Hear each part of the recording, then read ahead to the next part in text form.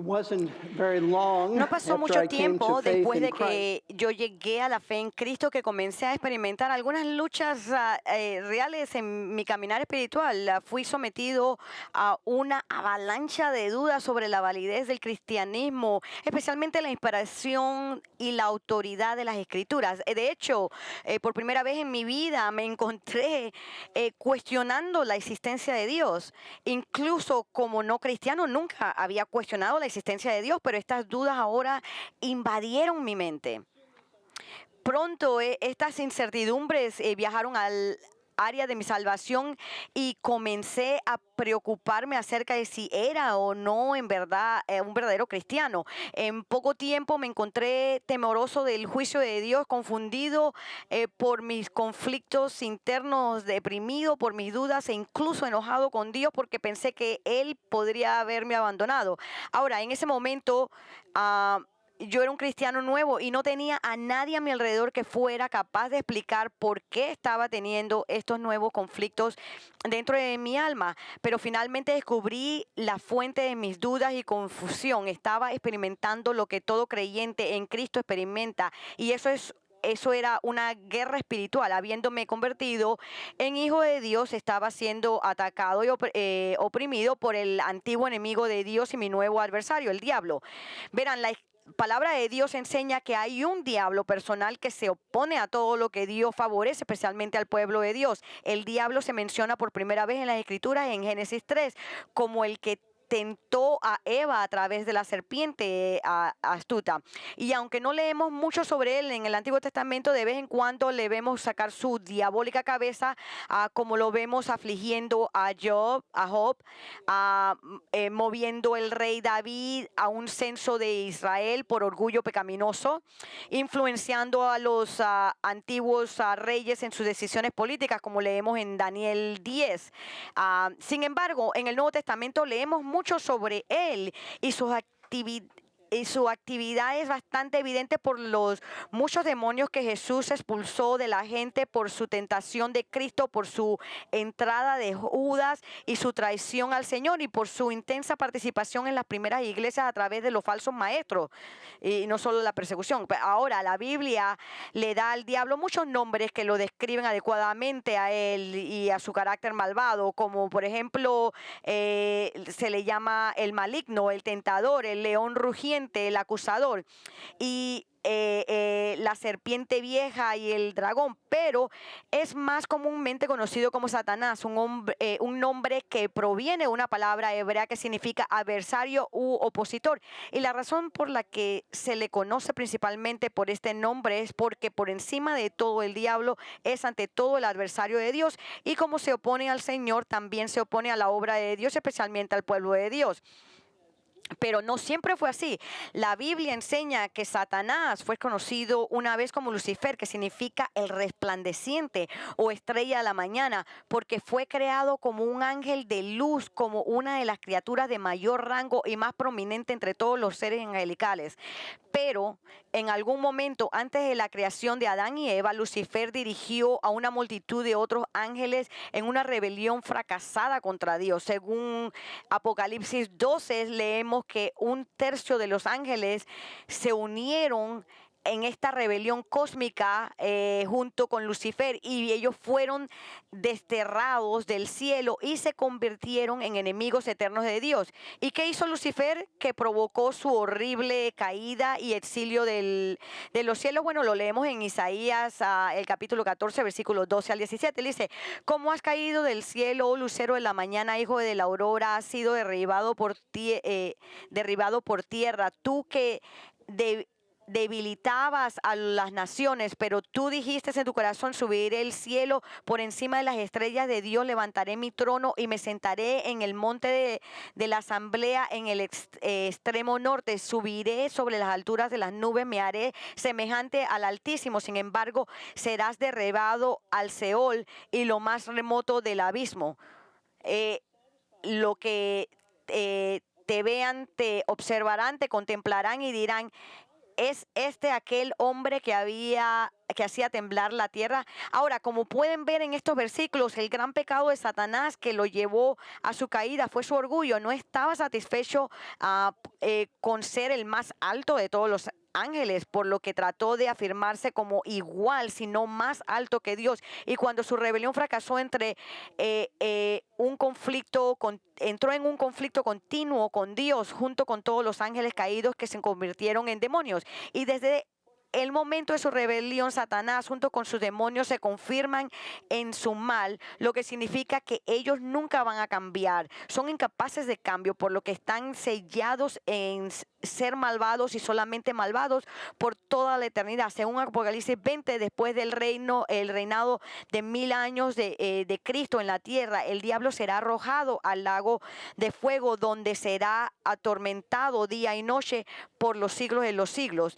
Pero hasta que llegue ese momento, él está actualmente en pie de guerra para oponerse a todo lo que Dios ama, su pueblo, la justicia y la pureza de su iglesia. Y así, en un esfuerzo por obstaculizar la voluntad y la obra de Dios, Satanás ataca a todo verdadero cristiano renacido en lo que la Biblia describe como la guerra espiritual. Y aunque hay varios lugares en las Escrituras que mencionan a Satanás atacando, tentando y oprimiendo a creyentes individuales, el lugar más completo en toda la Biblia que trata sobre la guerra espiritual es Efesios 6. Empezando en el versículo 10, vemos por lo demás, fortalezcanse en el Señor y en el poder de su fuerza. Revístanse con toda la armadura de Dios para que puedan estar firmes contra las insidias del diablo, porque nuestra lucha no es contra sangre y carne, sino contra principados, contra potestades, contra los poderes de este mundo de tinieblas, contra las fuerzas espirituales de maldad en las regiones celestes. Por tanto, tomen toda la armadura de Dios para que puedan resistir en el día malo, y habiéndolo hecho todo, estar firmes. Estén pues firmes, ceñida su cintura con la verdad, revistados con la coraza de la justicia y calzados los pies con la preparación para anunciar el evangelio de la paz. Sobre todo, tomen el escudo de la fe, con lo que podrán apagar todos los dardos encintados del maligno. Tomen también el casco de la salvación y la espada del Espíritu, que es la palabra de Dios. Ahora, por las siguientes semanas me gustaría que estudiáramos estos versículos, porque y espero yo vivir suficiente, porque estamos viviendo en estos tiempos sin precedentes de opresión satánica y guerra espiritual, de las cuales nunca hemos visto antes. Estos asaltos se han presentado de diversas formas. La misma naturaleza de la identidad humana y la familia están siendo atacados a medida que el mundo ha caído en el engaño de que uno no tiene que aceptar su género de nacimiento, y por lo tanto es libre, e incluso se le anima a cambiar su género, que es el máximo rechazo de Dios. ¿Por qué? Porque está rechazando la forma en que su creador lo hizo, diciéndole que él está equivocado y que es usted quien últimamente será quien va a determinar si usted es masculino o femenino. En las palabras de un maestro de la Biblia que escuché decir recientemente, dice: esto es una locura, es que cuestionar su género es como decir, creo que soy una papa frita. Esto no es más que un engaño satánico y una rebelión al orden creado por Dios. Además, ciertamente las iglesias están bajo asalto, porque alrededor de todo el mundo los gobiernos, en nombre de la seguridad pública, tienen prohibido a sus ciudadanos de reunirse juntos como iglesias locales, o si se les permite que se reúnan, es solo en limitado número que son permitidos en el edificio, y ellos deben distanciarse físicamente asimismo el uno del otro, que es un ataque a la propia naturaleza de la comunión cristiana, que dice que nos saludemos con un abrazo, con una chocada de mano, y no recuerdo haber visto ninguna tan extendida división entre los cristianos sobre asuntos de salud relacionados con el uso o no uso de la mascarilla, lo cual, independientemente de qué lado usted esté, es todo muy diabólico, porque es divisivo, y está causando un gran daño a las relaciones. Además de esto, las escrituras mismas de nuestra, la estructura, perdón, misma de nuestra sociedad está bajo ataque, como la ley y el orden están siendo cuestionados, juntos con la necesidad de la protección policial. Además, mentiras en las redes sociales son frecuentemente aceptadas como verdades y uno no es permitido cuestionar o discutir diferentes puntos de vista más, o usted es censurado y los asuntos relacionados a prejuicios raciales han ido a tal extremo que los personajes de dibujos animados incluso han sido cancelados. Y no creo que haya ninguna duda de que está ocurriendo una actividad demónica sin precedentes en los diversos gobiernos del mundo, incluso nuestro gobierno con respecto a ver hasta dónde pueden controlar a sus ciudadanos. Si hay algo que el mundo debería haber aprendido del Holocausto, es que la toma y el control de Alemania por los nazis no tuvo lugar de la noche a la mañana, fue sutil y lento, ya que le quitaron las libertades a sus ciudadanos hasta que fue demasiado tarde para protestar y decir no a la tiranía. Y entonces todo parece bastante evidente que estamos viviendo en una época de asombrosa actividad satánica, mientras que Satanás está atacando nuestro mundo de muchas formas diferentes y en muchas áreas diferentes, y por eso es importante que sepamos y entendamos el significado de las palabras de Pablo en Efesios 6. Como ven, es crítico que entendamos que esto no es simplemente una sección de la Escritura diseñada para informar a nuestras mentes sobre la realidad de la guerra espiritual. El propósito de estos versículos es instruirnos sobre los recursos espirituales que Dios ha provisto para nosotros. Noten esto: para protegernos de los ataques de Satanás y demonios, para que no seamos derrotados por ellos. Es decir, este pasaje está diseñado para ayudarnos en nuestras batallas personales con el enemigo de nuestras almas, y no solo para informarnos intelectualmente que hay batallas. Usando la analogía de las diversas piezas de armadura que un soldado romano usaría para protegerse en las batallas físicas, el apóstol Pablo se refiere a los recursos que Dios nos ha provisto para nuestra guerra espiritual como la armadura completa de Dios. De hecho, es interesante notar que cuando Pablo escribió Efesios estaba encadenado a un soldado romano mientras estaba bajo arresto domiciliario en la ciudad capital, y es muy probable que mientras miraba a estos soldados, que Pablo, guiado por el Espíritu Santo, estaba viendo la armadura de ellos como un paralelo de la armadura espiritual que Dios ha provisto para nosotros, sus soldados, en las batallas que tenemos con Satanás. Entonces, la preocupación de Pablo aquí al hablarnos sobre estas armaduras espirituales es que siempre debemos estar listos para un ataque, vistiéndonos apropiadamente para la batalla, porque nunca se sabe cuándo vendrán estos ataques. Y aunque hay muchos cristianos que dan poca importancia a la realidad de Satanás en su vida, es fundamental que pongan estos recursos espirituales, estas piezas de la armadura en uso, porque usted va a venir bajo ataque, se lo garantizo. Todos los verdaderos creyentes son atacados, y si no está preparado para esas batallas, al estar protegido con la armadura espiritual de Dios, entonces será un cristiano derrotado, ineficaz, inútil. Y amigos, ese es precisamente el objetivo de Satanás al atacarnos. En Primera de Pedro, en 5:8 leemos: sean de espíritu sobrio, estén alerta. Su adversario, el diablo, anda al acecho como león rugiente buscando a quien devorar.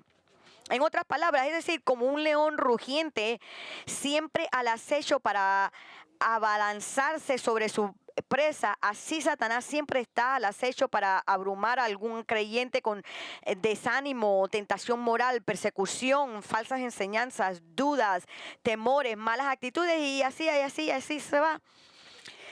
Sabiendo que él no puede quitarle su salvación, porque su salvación es eterna, él no se la puede quitar. Su objetivo es desmoralizarlo y emocionalmente derrotarlo para que usted sea espiritualmente inútil, separado de la comunión con Cristo e incapaz de servicio efectivo para él. Y tal vez ahí es donde algunos de ustedes se encuentren ahora mismo. Quizás en algún momento estuvo más cerca del Señor, más vibrante en su relación con Cristo, lleno de devoción y amor por Él, activo en su servicio a su iglesia, pero luego fue atacado y tal vez Satanás lo atacó en la forma de un conflicto con un hermano en la fe, o una injusticia se hizo en contra suya que lo dejó con una mala actitud, o experimentó una relación fracasada, o se entregó en una fuerte tentación y seducción al pecado, o usted pasó por una gran desilusión en la vida, o simplemente se aprovechó de su falta de disciplina en pasar tiempo a solas con Cristo y su palabra, y de tener comunión con el pueblo de Dios, y usted se volvió espiritualmente perezoso, y él lo agarró con esto. Eso, independientemente de las circunstancias, los resultados son los mismos. Como lo dije, aunque usted no puede perder su salvación, de todos modos Satanás lo puede devorar. Si bien no puede nuevamente perder su salvación, ciertamente se puede ver obstaculizada su santificación, y la razón subyacente de esto es porque cuando llegaron los ataques demoníacos, no tenía usted su armadura para protegerse, y entonces, siendo vulnerable, no pudo mantenerse firme contra los ataques de Satanás, y mantenerse firme es exactamente lo que Dios quiere que usted haga. Me gustaría que notaran cuán a menudo en estos versículos, en Efesios 6, Pablo se refiere al concepto de mantenerse firme. En el versículo 11, mantenerse firme contra las insidias del diablo. En el versículo 13, y habiendo hecho todo, estar firmes. En el 14, estén pues firmes. Pablo usa apropiadamente este término, estar firme o mantenerse firme, para hablar de nuestras batallas con Satanás, porque en sus días el término mantenerse era una palabra militar usada para mantenerse firme en una posición crítica en un campo de batalla, a lo contrario de dar la vuelta y huir. De hecho, es interesante notar que cuando Pablo describe en estos versículos las 6 piezas de armadura que nos dieron, no menciona ninguna pieza de armadura que cubra nuestras espaldas. Y la razón de esto es obvia. Al luchar contra Satanás, nunca debemos retirarnos o huir. No debemos ser desertores ni cobardes. No debemos rendirnos al ser pasivos y dejar que Satanás destruya nuestras vidas y nos derrote. Cuando nos atacan, debemos asegurarnos de que tenemos todas nuestras armaduras puestas para protegernos, y luego nos mantenemos firmes. Ahora, lo que nos dice es que Dios no quiere que seamos los agresores en estos ataques, que no debemos ir a la ofensiva contra Satanás. Él viene detrás de nosotros y nosotros lo resistimos al ponernos nuestras armaduras de protección, para que cuando el ataque termine y el polvo se asciende, porque eso va a suceder, va a terminar en un momento, todavía estemos firmes y fieles a nuestra salvación y su palabra. Y de eso se tratan estos versículos, que lidian con la guerra satánica, sobre permanecer firmes mientras estamos bajo el ataque de nuestro enemigo. Sin embargo, antes de que veamos a estos versículos de mantenernos firmes, una pregunta importante que necesitamos preguntarnos es: ¿por qué Pablo lidia con este tema ahora? ¿Por qué en este punto de su carta a los Efesios, cuando está terminando las cosas, escribe sobre esto? Habiendo escrito acerca de tantas cosas antes de esto, ¿por qué él espera hasta el fin de su carta para escribir sobre estas batallas?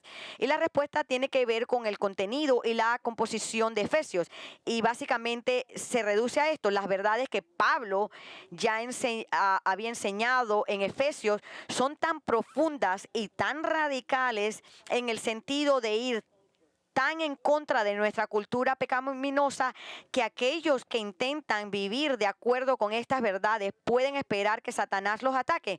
Esa es la razón por la cual él habla de estos ataques. Ahora, les recuerdo que los primeros 3 capítulos de esta carta están llenos de teología rica y profunda, ya que el apóstol revela que Dios nos ha dado tantas bendiciones increíbles en Cristo: perdón de nuestros pecados, redención, una herencia eterna. Y Pablo explica que todas estas bendiciones nos han sido otorgadas por la gracia de Dios. ¿Por qué? Porque Él nos eligió soberanamente e incondicionalmente, y nos llamó a estar en Cristo. Nosotros fuimos predestinados, fuimos llamados, Él nos eligió. Y al estar en Cristo significa que compartimos estas bendiciones espirituales con otros que también han sido elegidos y llamados a estar en Cristo. Por eso es que lo que Pablo está hablando en los capítulos 2 y 3, que vemos que todos los demás creyentes en el cuerpo de Cristo, incluso la iglesia, van a estar, estamos todos juntos. Y en la muerte de Cristo, Él rompió la división que una vez existió entre judíos y gentiles para que todos los que creen en Él para la salvación entren en una unión espiritual con Él y entre sí. Por eso estamos llamados a ser unos con todos otros cristianos, para que ahora seamos familia con un Padre y un solo Padre, a nuestro Señor. Esta es la vida y la realidad, lo que Dios al elegirnos en Cristo nos ha llamado. Y debido a esto estamos sido llamados uno con todos los demás cristianos en el cuerpo de Cristo. Cuando Pablo comienza en el capítulo 4 de esta carta, se vuelve hacia el lado práctico de la vida cristiana y revela que aquellos a quienes Dios ha llamado a sí mismo deben caminar en una manera digna de ser llamados. Él dice, yo pues, prisionero del Señor, les ruego que ustedes vivan de una manera digna de la vocación con que se han llamado. Y así durante los siguientes 2 capítulos el apóstol nos dice cómo caminar, comportarnos. Debemos caminar en humildad, en unidad, como un hombre nuevo en lugar de nuestro viejo yo, para que caminemos en amor, en luz, en sabiduría y en el Espíritu. Estas son las verdades que nos transforman como esposos, como esposas, como padres, como hijos, como empleadores, como empleadas. Pero ahora, habiéndonos dicho todas estas gloriosas verdades sobre la salvación y la aplicación práctica de la salvación en nuestra vida, Pablo quiere que entendamos que estas gloriosas verdades deben transformarnos y apoderarse de nuestra mente y nuestros corazones, y empezar a aplicarlos y obedecer al Señor en todas estas diversas áreas que puede esperar que Satanás venga a atacarlo a usted. Y de ahí es la razón por la que Pablo se dirige a nuestras batallas con Satanás en este punto particular de su carta. Y dice, puede ver esto en la primera palabra que Pablo usa para presentarnos el tema de la guerra espiritual. Note la palabra finalmente al comienzo del versículo 10, dice, por lo demás, fortalezcanse en el Señor y en el poder de su fuerza. Él dice, por lo demás, finalmente. Ahora, normalmente asumiríamos que la palabra por lo demás significa que Pablo ha dicho todo lo que tenía la intención de decir, y ahora pues finalmente ha llegado a la conclusión de su carta. Ahora ciertamente Pablo está terminando su carta, sin embargo no está usando la palabra por lo demás o finalmente como una declaración de conclusión. En su lugar, él está utilizando la palabra en el sentido de decir que a la luz de todo esto, todo lo que les he enseñado hasta este punto, todavía hay algo más que necesitan que sepan, y es que tienen un enemigo que se va a oponer a ustedes a tratar de vivir como les he estado enseñando a vivir. Por lo tanto, deben saber acerca de este enemigo y la manera de estar preparado para las batallas que vamos a encontrar. Es estar firme mientras estamos atacados, y esto Él nos lo da a conocer y lo explica en las verdades en Efesios 6. Por lo tanto, aquí el enfoque de Pablo nos enseña cómo nos debemos colocar, cómo debemos estar firmes mientras que estamos bajo el ataque, y cómo como he mencionado anteriormente, la analogía de la armadura de un soldado romano la utiliza aquí el apóstol para que veamos que Dios ha provisto 6 elementos específicos de la armadura para nosotros en nuestras batallas con el diablo. Y el propósito de estas 6 piezas de armadura es solo protección defensiva, no a agresión ofensiva. Se nos dice que nos mantengamos firmes cuando somos atacados, que nos mantengamos firmes y no retrocedamos cuando lleguen los ataques. Y la forma en que hacemos esto, miren esto, es asegurarnos que estemos cubiertos con la armadura de Dios. Sin embargo, para que esto suceda en nuestras vidas debemos estar motivados para vestirnos con la armadura.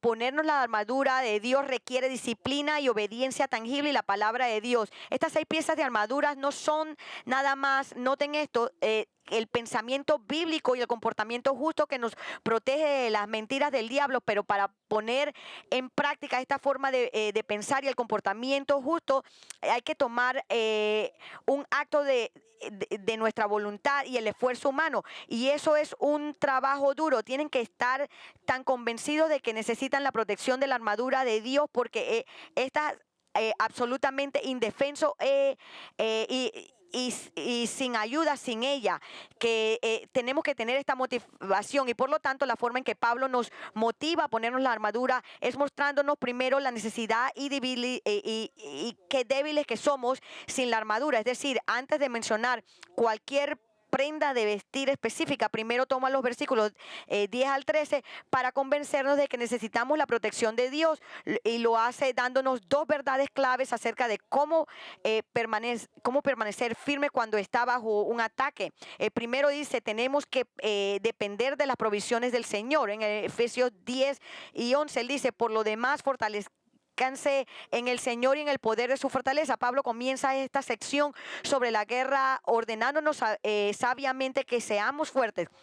Ahora, a primera vista, este versículo puede parecer que Pablo nos está diciendo que reflexionemos o que flexionemos nuestros músculos espirituales y vayamos tras Satanás, pero no eso no es lo que le está diciendo, es exactamente lo contrario de lo que el apóstol está realmente enseñándonos, porque él nos dice que seamos fuertes sin...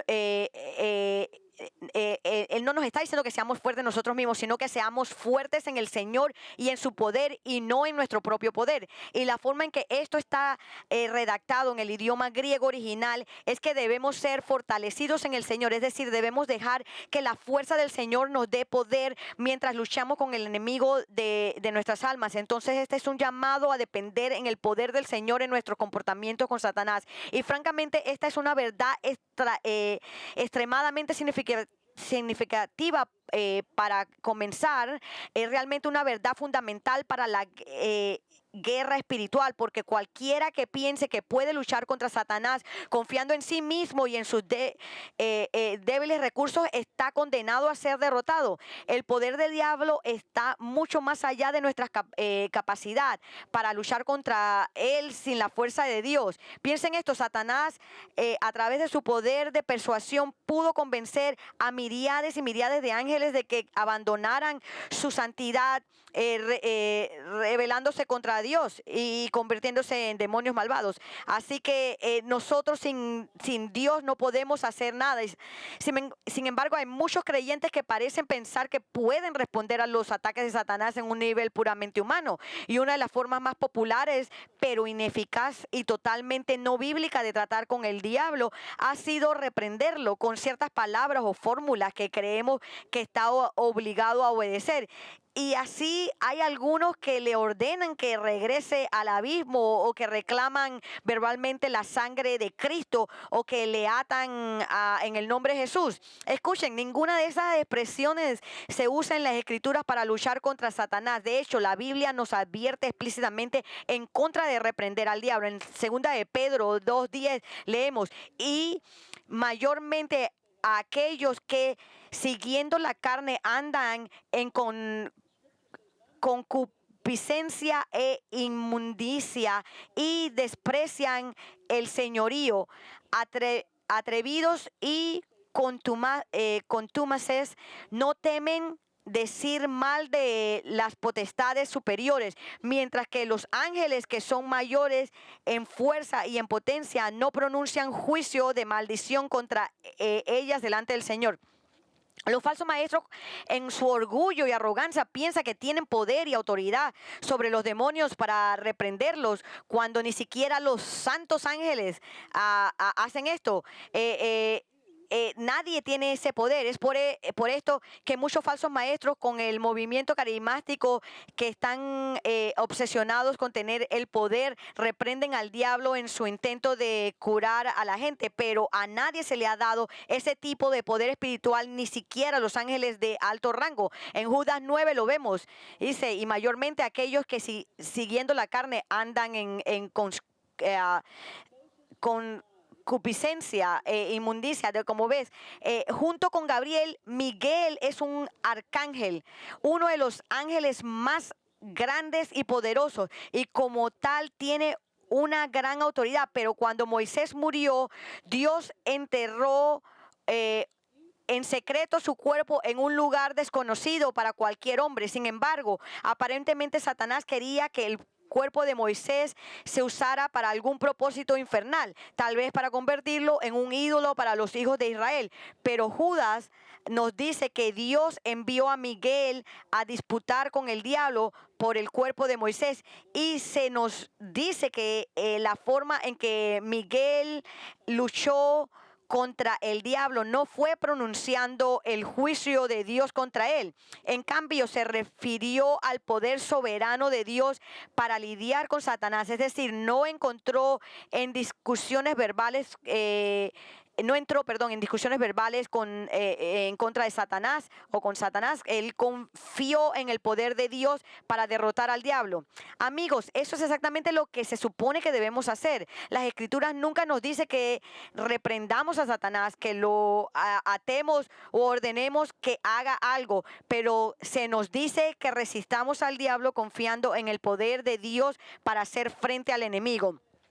Y esto es precisamente lo que Pablo nos dice que hagamos en Efesios 6:10. Estamos a depender de la fuerza y el poder de Dios al tratar con Satanás, porque es por eso, por nosotros mismos. Esto simplemente, nosotros por nosotros mismos somos simplemente demasiado débiles para hacerle frente a los ataques de Satanás. Nuestra fuerza tiene que venir del Señor, o de lo contrario estamos condenados a ser derrotados. Es por eso que Pablo comienza diciéndonos que seamos fuertes en el Señor, porque no tenemos la fuerza para resistir ninguno de los ataques de Satanás. Como dijo Martín Lutero en ese gran himno, una fortaleza poderosa es nuestro Dios. Si confiáramos en nuestras propias fuerzas, nuestros esfuerzos estarían perdiendo. Y así es, el apóstol Pablo comienza diciéndonos a cada uno de nosotros que dejemos que el Señor nos fortalezca. Por lo tanto, cuando él escribe hacerse fuertes en el Señor y en el poder de su fuerza, él quiere decir, deja que la fuerza, la fortaleza del Señor le dé a usted poder mientras está en la lucha contra el enemigo de su alma. Pero la pregunta es, ¿cómo hacemos, cómo permitimos que la fuerza del Señor nos dé poder para estas batallas contra Satanás? ¿Es esto algo místico, misterioso? No, en absoluto no. La forma en que permitimos que la fortaleza del Señor nos dé poder a nosotros es poniéndonos la armadura de Dios. En Efesios 6:11 dice, revístanse con la armadura de Dios para que puedan estar firmes contra las insidias del diablo. Ahora, como dije antes, comenzando con el versículo 14, Pablo va a presentar las piezas individuales de la armadura que el Señor ha provisto para nuestra protección. Pero aquí en el versículo 11 nos ordena que nos aseguremos de que estemos usando estas 6 piezas de armadura, la armadura completa de Dios. Tenemos que asegurarnos de que estamos completamente cubiertos con la armadura de Dios para que ningún área de nuestra vida sea desprotegida y vulnerable a los ataques de Satanás. Y el punto que Pablo está señalando aquí en el versículo 11 es que la forma en que Dios nos da poder y fortaleza en nuestra batalla con Satanás es cuando nos ponemos no solo parte de la armadura que Él ha provisto, sino la completa armadura. Todo por completo que Él nos ha provisto para que estemos completamente protegidos de los ataques del diablo. Como ustedes ven, cualquier área de su vida que es inconsistente con la palabra de Dios es un área sin vigilancia y puede esperar que Satanás venga a atacar a usted en ese punto y ganar un punto de apoyo en su vida.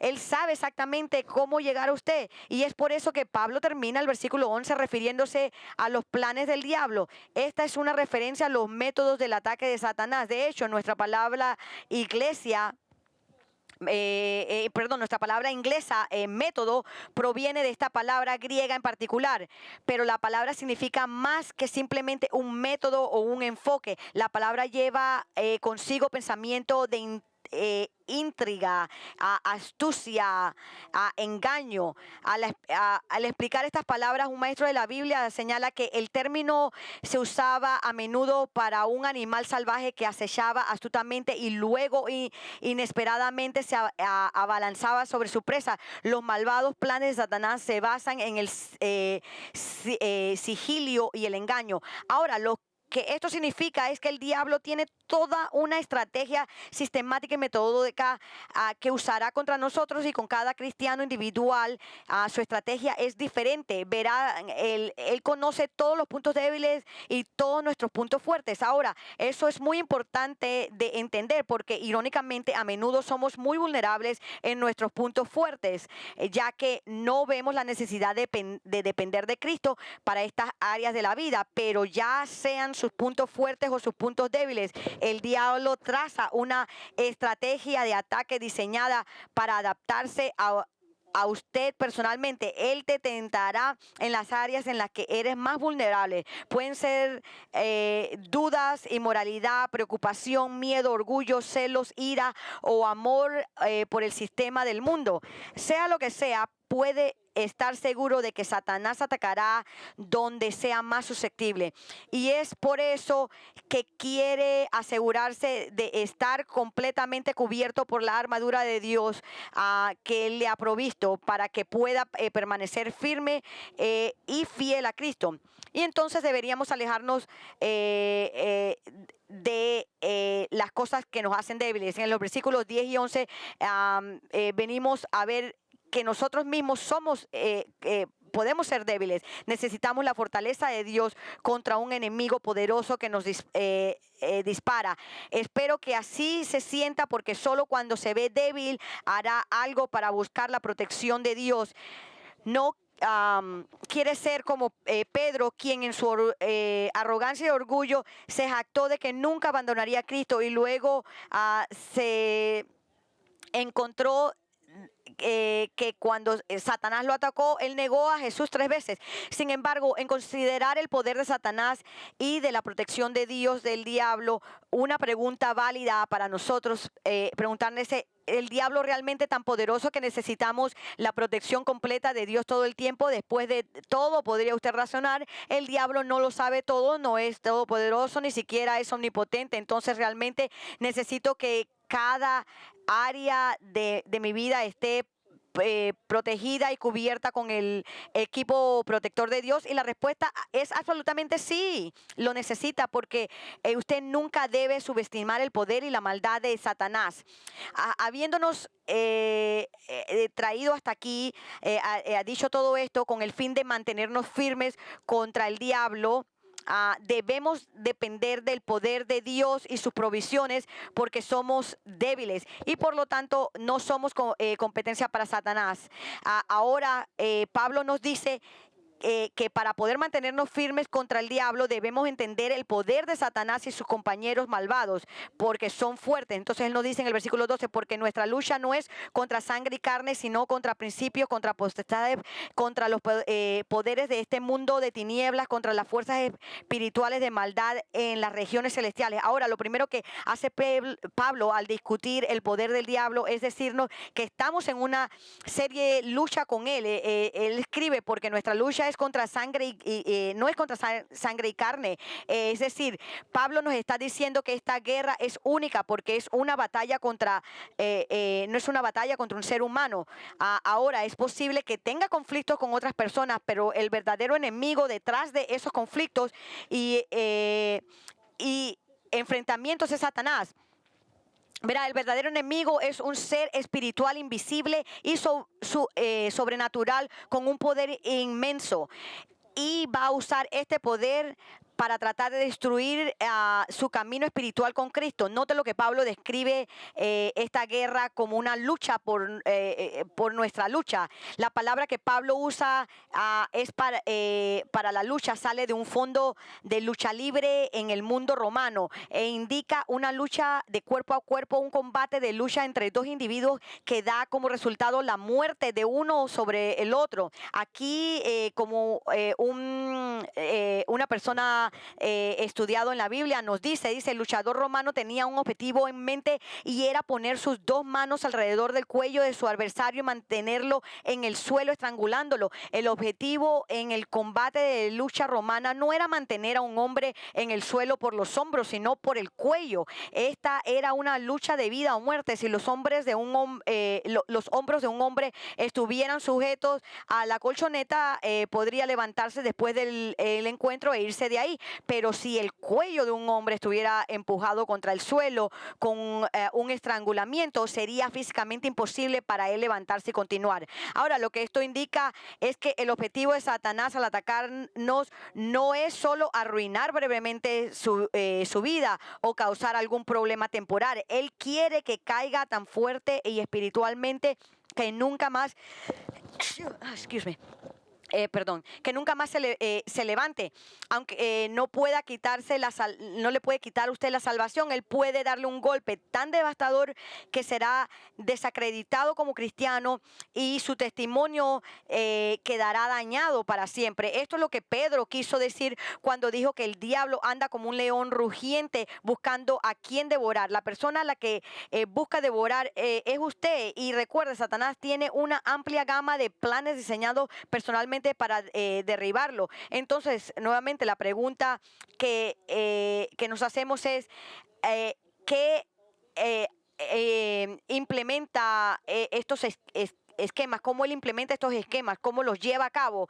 Bueno, usted va a ver que a diferencia de Dios, Satanás es un ser creado con limitaciones en su conocimiento y actividad. No es omnipresente o omnipotente ni omnisciente. Entonces, ¿cómo logra tanto daño al atacar a los creyentes de todo el mundo? La respuesta escalofriante es que no está solo. Tiene asistente malvado que le ayuda a llevar a cabo el mal. Y Pablo nos habla de esta ayuda malvada en el versículo 12. Nuevamente leemos, dice, porque nuestra lucha no es contra sangre y carne, sino contra principados y contra potestades. Pablo revela cuán desesperadamente necesitamos armadura de Dios, porque el diablo tiene una red de altos servidores organizados que se asocian con él en atacar a los creyentes, y estos son los que realmente luchan contra nosotros. En estos versículos Pablo se refiere a 4 categorías de demonios que ayudan a Satanás en su reino de tinieblas. No se nos ha dicho mucho acerca de estos demonios y sería tonto, además de malo, que especuláramos sobre ellos, pero sus designaciones nos dicen todo lo que necesitamos saber sobre ellos y su maldad. Algunos se les llaman gobernantes y parece que son aquellos a quienes se les ha dado la mayor autoridad como líderes bajo Satanás y en el reino de las tinieblas. Otros, conocidos como poderes, son otros rangos de demonios. A otros se les da el título fuerzas mundiales de esta oscuridad, lo que parecería indicar que estos son los demonios que se infiltran y manipulan las estructuras políticas de las naciones del mundo y sus gobernantes.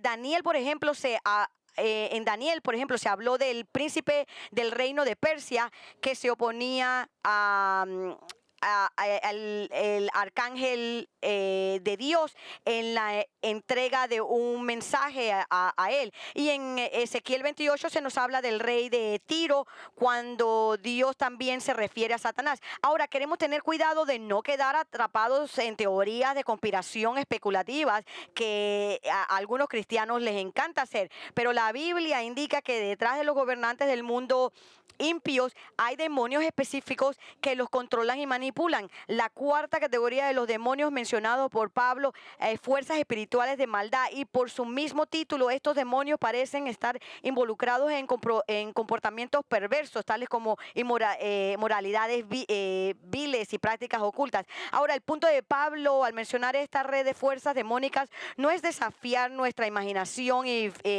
fascinarnos sobre el reino espiritual invisible. No, Pablo quiere que usted y yo entendamos qué es lo que está con lo que estamos luchando contra las fuerzas sobrenaturales con inmenso poder y maldad, mucho más allá de cualquier ser humano que hemos encontrado. Y ¿por qué quiere Pablo que entendamos el poder de la maldad de Satanás y sus socios? ¿Para qué nos vamos a tomar en serio su mando para poner en toda la armadura de Dios? Como vemos, a la luz del poder de Satanás y los planes malvados sobre usted, asegúrese de estar vestido para la batalla, porque será atacado. Pero cuando ese día malvado de ataque llegue, usted lo pueda resistir. La manera en que lo resiste es vistiéndose de la armadura completa de Dios, y luego solo manténgase firme hasta que termine la batalla y él deje de atacarlo. A partir de la semana que viene vamos a ver cada una de las piezas de blindaje que Dios nos ha dado para nuestra protección, pero hasta que revisemos cada pieza de armadura de Dios que Dios ha provisto, ¿qué puede hacer para asegurarse de que está protegido del maligno? Sométase pues a Dios, resista al diablo y huirá de vosotros. Acercaos a Dios y él se acercará a vosotros. Pecadores, limpiad las manos, y vosotros los del doble ánimo, purificar vuestros corazones. La clave para estar protegido de Satanás es acercarse a Dios en su misión, y eso implica obedecerlo al depender de su fuerza y recursos, lo que Pablo nos revela en las diversas piezas de la armadura. Pero verá, la resistencia al diablo siempre tiene que ver con la obediencia al Señor. ¿Es usted obediente? Si eres un creyente en Cristo, ¿hay alguna área de su vida que no esté de acuerdo con las Escrituras? No me refiero a la perfección, sino a cualquier pecado evidente del que deba arrepentirse. Si es así, arrepiéntase ahora. De lo contrario, eres un gran objetivo para Satanás. Si no eres un verdadero creyente, entonces debe de saber que sigues a Satanás sin darse cuenta, porque él es el Dios de este mundo, y si nunca se arrepiente y confiesa en que Cristo